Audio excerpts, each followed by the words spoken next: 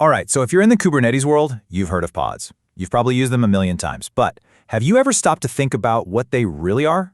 I mean, what's going on under the hood? Today, we're going to pull back the curtain on this fundamental, absolutely essential piece of cloud computing. Let's dig in and uncover the secret life of a pod. Okay, let's think about this for a sec. Containers, they were a game changer, right? They gave us these super lightweight, isolated apps. It was a massive leap forward. So it kind of makes you wonder, if containers were already so awesome, why on earth did the Kubernetes team feel the need to invent something else to wrap them in? What was missing? What problem was the pod actually designed to solve? Well, to get to the bottom of that, we actually have to look at what we lost. What did we give up when we jumped headfirst into this world of super isolated containers? If you look at how we've deployed software over the years, it's really a story about one thing: more and more isolation. I mean, we started with a whole physical server, right? Then we carved that up into virtual machines, each with its own full-blown OS. And finally, we got to the container, this tiny little box for a single, super focused process. And yeah, every step made things more efficient, for sure, but it also built these massive walls between all our different processes. Just think back to the old days. On a single server or a VM, you'd have your main web server running, but right alongside it, you'd have these little helper processes. One to handle log rotation, maybe another to scrape metrics. And the beautiful thing was, they could all just talk to each other. They could share files, they could communicate, no problem. But then the whole one process per container philosophy came along and just shattered that model. It broke that natural, easy collaboration. And when I say it broke collaboration, I mean it really broke the fundamental ways processes work together. All of a sudden, they didn't share a network space anymore, no common IP address. They lost that super fast, direct line of communication, inter-process communication and shared memory. And they definitely couldn't just reach out and grab a file from a shared file system. It's like each one was stranded on its own little desert island. And this is exactly where Kubernetes comes in, with its absolutely brilliant solution. They introduced the pod, which was specifically designed to bring all that collaboration back, but without throwing away all the amazing benefits we got from containers. So, let's get down to it. What is a pod, really? The key phrase you need to remember is logical host. A logical host, it's designed to act and feel just like a single server or a single VM to the containers running inside of it. It creates this illusion, this shared space, even though they're still separate, individual containers. And the name itself is just perfect. The Docker logo is a whale, right? So what do you call a group of whales that travel and communicate and work together? A pod. They're still individual whales, but they share an environment. And that's exactly what's happening with containers inside a Kubernetes pod. It's such a great analogy. So that's the crucial point. The pod is this genius innovation that gives us the best of both worlds. It restores that cozy, collaborative environment of a single machine while still letting us hang on to the incredible efficiency and portability that containers gave us. Okay, but how does it actually work? How does Kubernetes pull off this magic trick? Well, the secret lies with a tiny, and I mean tiny, little component that's kind of the unsung hero of this whole operation. I mean, really think about this for a second. Let's say your main application container crashes. What happens to the pod's IP address? What happens to that whole shared environment? If all of that was tied directly to your app, it would all just vanish when the app goes down. And that would be a total disaster. The answer is an incredible piece of engineering called the pause container.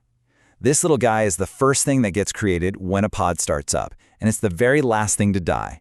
It's the anchor that holds the entire pod together. And the startup sequence is where you really see the genius. Here's what happens. First, the kubelet on the node starts this minimal pause container. Its one and only job is to set up and hold on to all those shared Linux namespaces. The network, the IPC, all of that stuff. It's basically reserving the logical host. Then, and only then, do your actual application containers start up. And they just join the party. They attach themselves to the environment that the pause container has been holding open for them. And this is the absolute key. This is the whole point. The pod's identity, its IP address, its host name, it's all tied to that super simple, ultra-stable pause container. It's not tied to your app. So if your main web server container crashes and needs to restart, no big deal. The environment, the IP address, it's all still there waiting patiently for it to come back online. That's the secret to the pod's incredible resilience. So let's break down exactly what gets shared inside this little logical host. First, the network namespace. That's huge. It means they all share a single IP address and port space. Then you have the IPC namespace for that super fast communication. And the UTS namespace, which means they all see the same host name.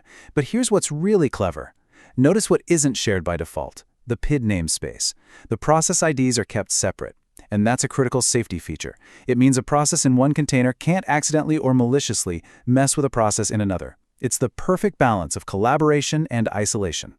And the most powerful, practical result of that shared network?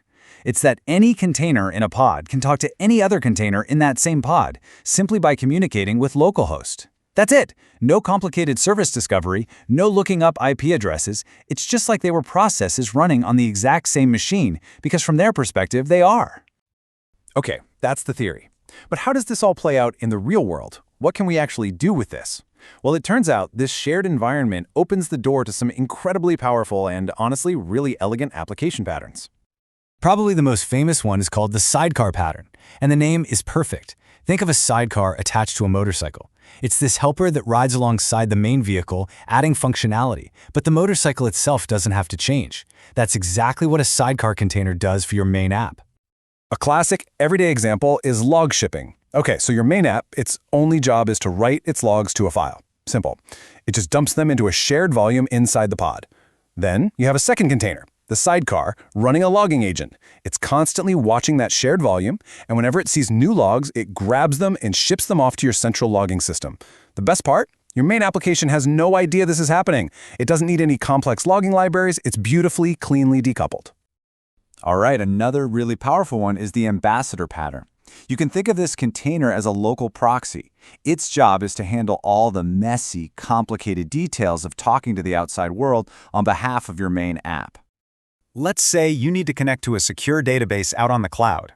Now, normally, that means your app needs a ton of code for authentication, handling certificates, maybe rotating them. It's a mess. But with the ambassador pattern, you push all of that complexity into the ambassador container. It handles the secure connection, the authentication, everything. And your main application's code, it becomes ridiculously simple. It just connects to localhost on some port as if the database was right there and completely unsecured. All that critical, messy logic is completely abstracted away. So you see, a pod is so much more than just a box you stuff a container into. It is the true atomic unit of modern cloud computing. It's the smallest deployable thing in Kubernetes, and it was engineered from the ground up to enable this tight collaboration while also being unbelievably resilient.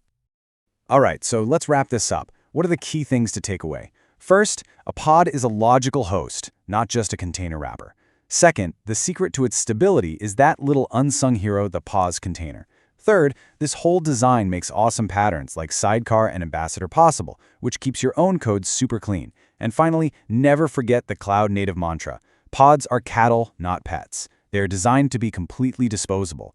You should be able to delete one without a second thought, because the system is built to just replace it. That's the real key to resilience. And that brings us to one final thought. Look, the sidecar and ambassador patterns, they're just the beginning. They're the most common examples. But now that you really see the pod for what it is, this flexible, collaborative, logical host, what else can you imagine building with it? What other kinds of helper containers could you create to make your applications simpler, more powerful, or more secure? The possibilities, they really are endless.